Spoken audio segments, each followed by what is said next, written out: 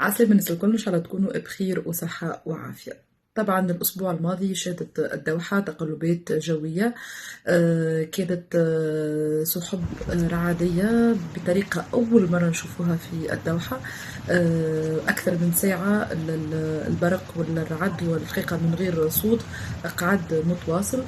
ثم هطلت كميات كبيرة من الأمطار وكذلك البرد في مناطق متفرقة من الدوحة، مش في العاصمة ولكن ثم في مناطق أخرى هبط تساقط البرد.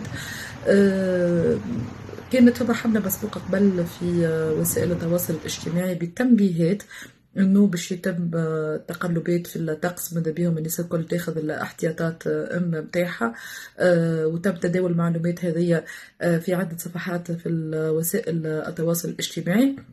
ثم يوم اللي بديت الطقس والتقلبات تم إرسال عدة إشعارات عبر الهاتف وأيضا جهاز الإنذار بأنه الطقس قاعد يتبدل وماذا بينا ناخذوا الاحتياطات متاعنا، وخاصة للناس اللي قاعدة تسوق. زاد كيف الوسائل الإعلام حكيت أصلا على التقلبات الطقس، وتم التعامل أيضا ميدانيا مع التجمعات المياه اللي صارت في الطريق باش ما يسكروش الطرقات. فكانت ثم وحدات التدخل من الفرق المدنية على مستوى الطرقات وكذلك لتسهيل العودة للمواطنين.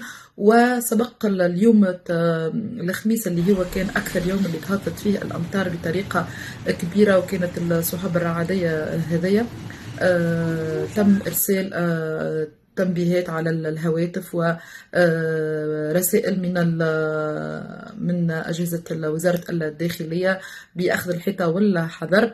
أغلب الناس اللي موجودين في مقر العمل خليوهم يروحوا مع تقبل بوقت، والأطفال بطبيعتهم ما فماش مدارس في الأوقات هذيك معناتها بالعشية.